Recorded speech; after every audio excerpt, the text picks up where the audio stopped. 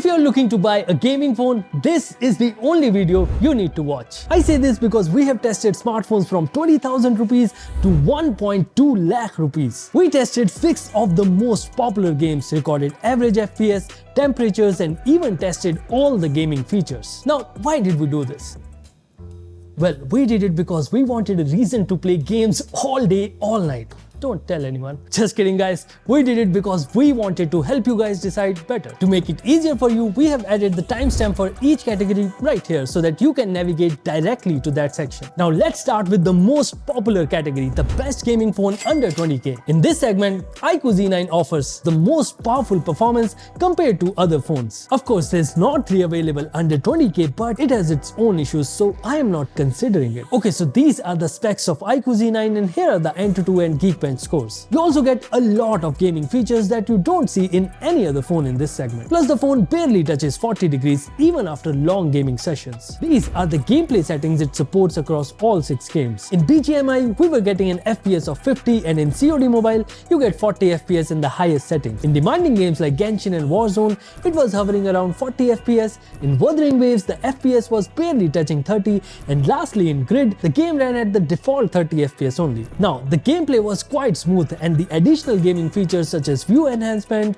motion control, and off-screen autoplay add to the experience, but 4D game vibration was only working in BGMI and not in other games. All in all, this phone is an excellent choice under 20k, but if we talk about 25k segment, we have these 2 contenders. The Poco X6 Pro offers unmatched performance with Dimensity 8300 Ultra, and the GT20 Pro comes with Dimensity 8200 Ultimate, which is not the most powerful, but this phone is made for gamers, and you can easily tell that because of this design, the accessories, and the additional gaming features. We tested both the phones and these are the results. Poco X6 Pro is far ahead in both AnTuTu and Geekbench, and in gaming too, you get better FPS on Poco in almost all the games we tested, as you can see here. For 5 out of 6 games, there's not a major difference, but when it comes to COD Mobile, you get 120 FPS in Poco while it's stuck at 90 FPS in GT20 Pro. Other than that, Poco tends to heat up while gaming as it reaches 44 degrees in Wuthering Waves, while Infinix didn't even cross 36 degrees. Now that was the general performance and temperature, but gaming features is where Infinix stands way tall compared to Poco X6 Pro. You get basic gaming features in the Poco X6 Pro such as voice changer, boost performance, and game timer,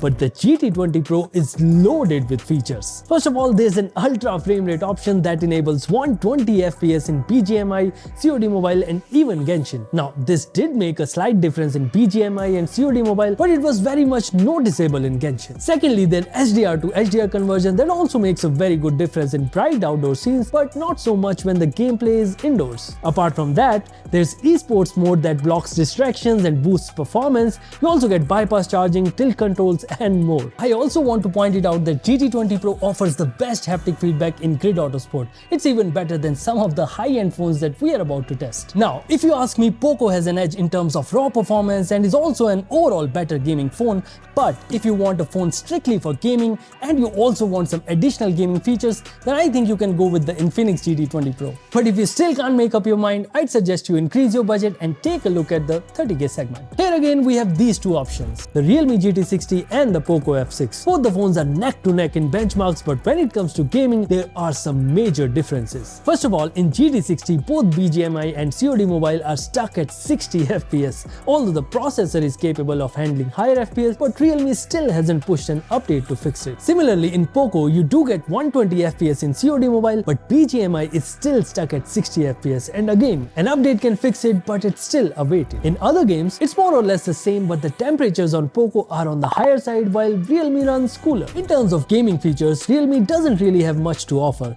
It's quite basic with voice changer, call blocker, and clock speed customization for both CPU and GPU, but Poco offers a lot more. In fact, their X6 Pro also didn't come with these many features. You can tweak visuals, GPU settings, change game modes, and more. Although they have added these new features, but in comparison to iQOO or Infinix, they feel basic. So in 30K segment, the processors become powerful than the 25K segment, but the gaming experience, well, it didn't get better. In fact, the gaming features in the iQOO Z9 and the GT20 Pro were far superior than what you get on these two phones. So if you really want to step up your gaming experience, I'd suggest you skip the 30K and look for phones under 40K. Now here we have an undisputed smartphone, the iQOO Neo 9 Pro. It comes with Snapdragon 8 Gen 2 and these are the benchmark scores. Pretty good, right? In terms of gaming, you get the highest settings and there's a massive jump in FPS numbers across all the games. In fact, Grid AutoSport, which was locked at 30 FPS in other phones, is finally running at 60 FPS on this phone. Genshin Impact also felt much more fluid and the textures loaded a bit faster too. And the best part is that the temperatures remained well in control in all the games we played. And since it's iQOO, it's loaded with gaming features. First of all, this was the first time 4D vibration actually worked well in all the games we tested. Even the rest of the features such as frame interpolation, motion controls and voice changer also worked as expected. In short, under 40K, this is the best gaming smartphone that you can buy. But if you still want to look for other options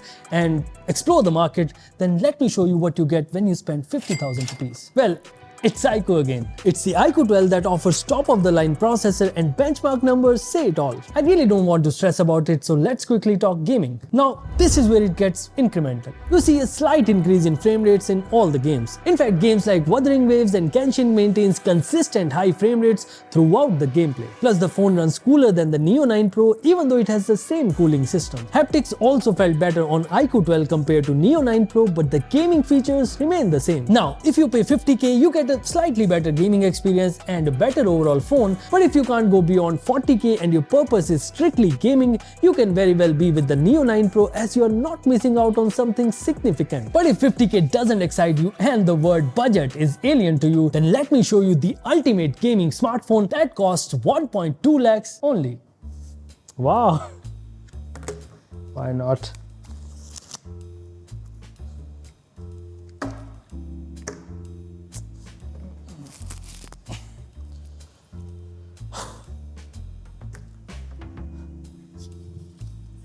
Now this is the Asus ROG 8 Pro that comes with Snapdragon 8 Gen 3, 24GB RAM, 1TB storage and a 165Hz LTPO AMOLED panel. Here are the benchmark scores, although you shouldn't be asking for it after listening to these insane specs. In the gameplay and FPS, there's incremental upgrade, but the overall experience is luxurious. I say this because you get this Aero Active cooler in the box and it helps a lot in keeping the phone cool throughout the gaming session. It kept the temperature under 30 degrees in all the games except for Warzone. You also get these shoulder buttons on this to further enhance your gaming experience. Plus this even has air triggers on the side that can be mapped on any game you want. Apart from that, you also get game cheats like a scout mode to reveal enemies, crosshair and even macros. In terms of gaming features, you have almost everything at your tips. Okay, so for 1.2 lakh rupees, you can either buy this piece or you can buy 3 iQOO Neo 9 Pros, one for yourself and 2 for your friends. The experience will not change drastically in either. So after doing this testing, here are my takeaways. The gaming experience on a smartphone peaks at 40K and the iQOO Neo 9 Pro is the most value for money gaming smartphone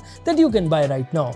After that, it's only incremental upgrades. iQOO has been doing pretty good job in launching gaming smartphones in different price segments. In fact, 3 out of 6 phones are theirs only. So kudos to iQOO for bringing such good phones. Lastly, I believe that every smartphone maker should include some basic gaming features, even if the phone is not aimed at gamers, because that improves the experience a lot. So that's it from my side. I genuinely hope you enjoyed watching this video and I'd love it if you can press that like button because we spent hours testing these phones and some of us are so used to it that they are still testing these phones.